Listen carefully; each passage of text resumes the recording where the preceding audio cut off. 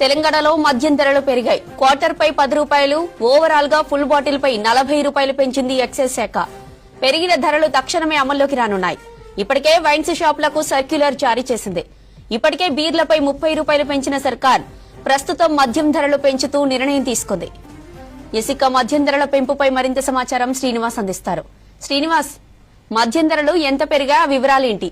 జ్యోతి, కొద్దిసేపటి క్రితమే మద్యం ధరలు పెంచుతూ రాష్ట్ర ప్రభుత్వం నిర్ణయం తీసుకుంది. ఎక్సైజ్ శాఖ కూడా దీన్ని ధృవీకరించింది.